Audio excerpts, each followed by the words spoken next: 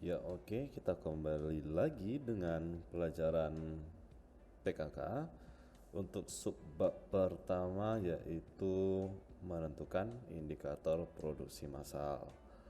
Nah, seperti yang sudah kita pelajari kemarin ya, itu sampai yang pertama kriteria keberhasilan ya. Nah, sekarang kita akan lanjut ke materi berikutnya di B, yaitu indikator keberhasilan produksi massal ya.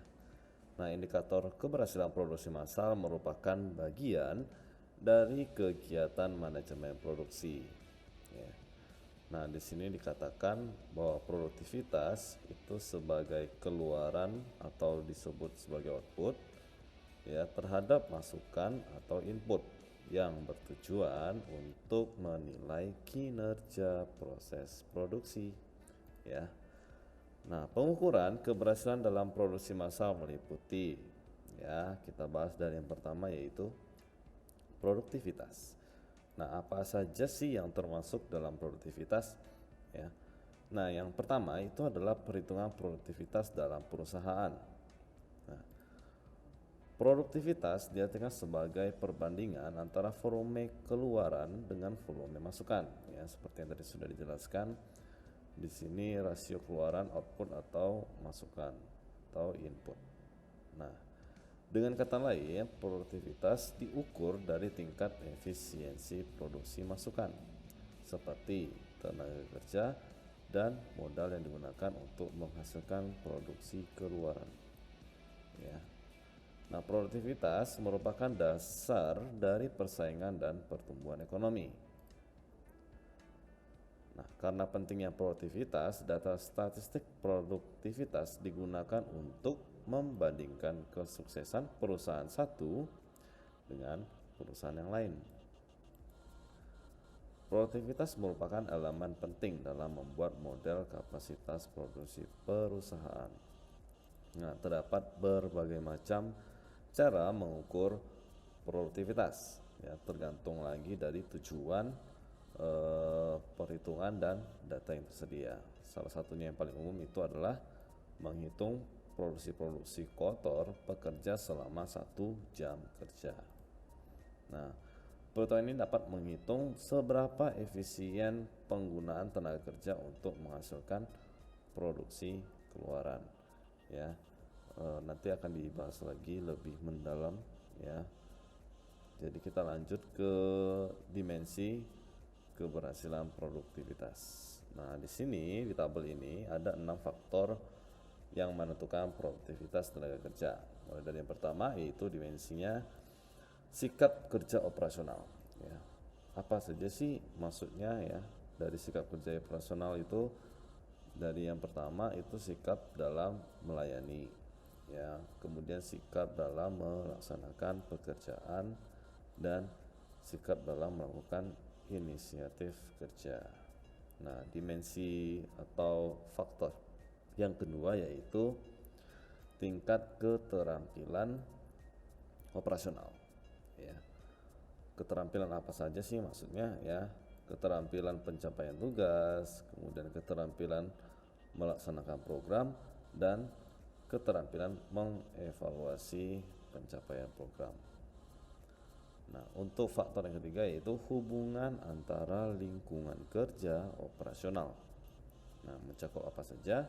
Mulai dari yang pertama itu hubungan kerja dengan pimpinan, kemudian hubungan kerja antar bagian ya atau antar divisi, kemudian hubungan kerja antar rekan sekerja atau ya satu tempat kerja, satu kantor ya. Lanjut ke dimensi yang keempat yaitu manajemen produktivitas operasional ya. Nah, di sini mencakup apa saja mulai dari koordinasi pekerjaan ya, kemudian komunikasi antar bagian atau divisi, kemudian tanggung jawab pekerjaan ya. Ini semua masuk ke dalam bagaimana sih produktivitas dalam manajemen itu dapat berjalan dengan efisien ya. Nah, lanjut dimensi berikutnya itu efisiensi tenaga kerja operasional ya. Mulai dari jumlah tenaga kerja ya. Jadi kalau semakin sedikit tenaga kerja, ya, maka akan lebih efisien lagi dalam pengeluaran untuk membayar si tenaga kerja, ya. Nah, yang kedua yaitu pemanfaatan tenaga kerja. Jadi bagaimana seefisien mungkin dengan jumlah tenaga kerja yang ada dapat menghasilkan produksi yang besar, ya. Nah, kemudian yang ketiga yaitu pemanfaatan waktu tenaga kerja, ya. Nah, lanjut ke dimensi yang keenam yaitu kewirausahaan. Apa sih maksudnya, ya? Kewirausahaan itu dia mencakup indikatornya. Yang pertama, kemampuan melihat potensi daerah, ya. Kemudian melihat potensi diri, ya, dan melihat potensi organisasi, ya. Jadi tadi itu adalah dimensi keberhasilan produktivitas, ya. Ada 6, dari yang sikap kerja operasional, tingkat keterampilan operasional, hubungan antara lingkungan kerja operasional, manajemen produktivitas operasional, efisiensi tenaga kerja operasional, dan yang terakhir adalah kewirausahaan, ya. Nah, kalau yang tadi itu soal produktivitas, sekarang kita lanjut ke yang kedua yaitu kapasitas produksi, ya. Nah, apa sih yang dimaksud dengan kapasitas produksi? Kapasitas produksi itu adalah hasil produksi atau volume pemrosesan, atau yang disebut dalam bahasa Inggris throughput, ya, atau jumlah unit yang dapat ditangani, diterima, disimpan, atau diproduksi oleh sebuah fasilitas pada satu periode waktu tertentu, ya. Kita ulang, ya. Jadi kapasitas produksi adalah hasil produksi atau volume pemrosesan atau sejumlah unit yang dapat ditangani, diterima, disimpan, atau diproduksi oleh sebuah fasilitas pada satu periode waktu tertentu. Nah, kapasitas sering menentukan persyaratan modal, sehingga mempengaruhi sebagian besar dari biaya tetap.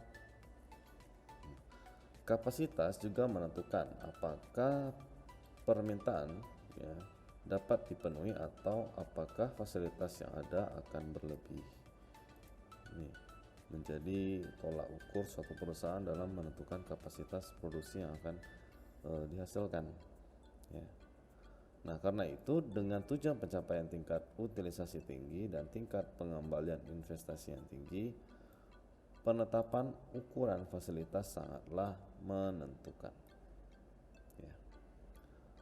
Nah, di sini akan dijelaskan lagi beberapa jenis soal kapasitas, ya. Nah, jenis-jenis kapasitas yang pertama itu adalah kapasitas desain, ya. Kapasitas desain yaitu kapasitas yang bisa diperoleh oleh suatu desain produk. Nah, jika desain produk tersebut dialokasikan, ya, dialokasikan itu dialihkan kepada sumber daya yang cocok, ya, itu kapasitas desain. Nah, jenis kapasitas yang kedua yaitu kapasitas efektif. Nah, yaitu kapasitas yang dapat diperoleh jika dihitung dari efektivitas desain dan sumber daya yang diperoleh, ya. Nah, yang ketiga yaitu kapasitas pemanfaatan, atau yaitu kapasitas efektif dari produk yang sedang digunakan. Itu tadi 3 jenis kapasitas, ya. Kapasitas desain, kapasitas efektif, dan kapasitas pemanfaatan. Oke, kita lanjut, ya. Tentang kapasitas produksi. Yang kedua yaitu tentang mengelola permintaan, ya. Kapasitas produksi dengan mengelola permintaan, ya. Jadi tentu dalam menentukan kapasitas, ya kita harus tahu dulu jumlah permintaannya seperti apa. Nah, di sini dikatakan terdapat peramalan yang baik dan fasilitas yang dibangun sesuai dengan peramalan tersebut. Dapat terjadi ketidakcocokan, ya, antara permintaan aktual dengan kapasitas yang tersedia. Jadi ditakutkan itu adalah permintaan yang terlalu besar sehingga kapasitasnya tidak mencukupi atau tidak tersedia. Nah, ini sebutnya ketidakcocokan, ya. Nah, ketidakcocokan ini dapat berarti permintaan melebihi kapasitas atau kapasitas melebihi permintaan, ya, sehingga dia tidak matching, ya. Nah, berikut ini beberapa kasus dalam pengelolaan permintaan, ya. Kasus yang pertama yaitu permintaan melebihi kapasitas, ya.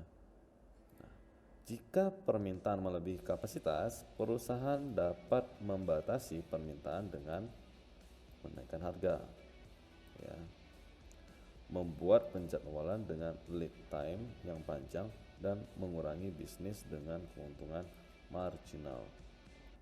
Nah, walaupun demikian, karena fasilitas yang tidak mencukupi, hal ini mengurangi keuntungan di bawah yang mungkin dicapai.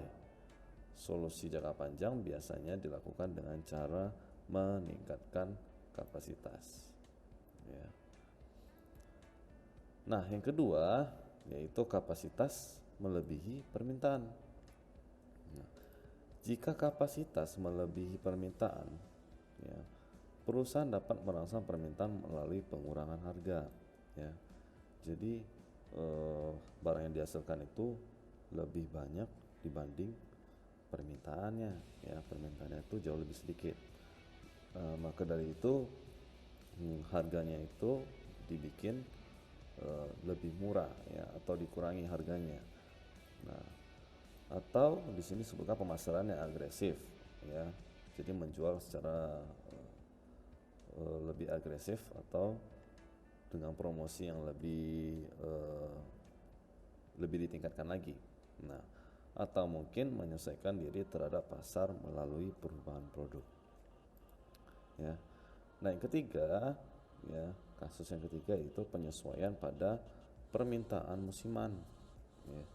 Sebuah pola permintaan musiman atau siklus permintaan merupakan tantangan dalam pemenuhan kapasitas produksi, ya. Permintaan musiman, ya, seperti apa sih misalnya musim dalam waktu dekat mungkin akan ada ini, ya, 17 Agustus, ya. Tentu akan muncul permintaan dalam membuat pernak-pernik atau aksesoris, ya, merah putih, ya, yang berhubungan dengan kemerdekaan Indonesia. Nah, oke, saya rasa cukup dulu untuk materi hari ini, ya. Akan kita lanjutkan di pertemuan berikutnya. Terima kasih.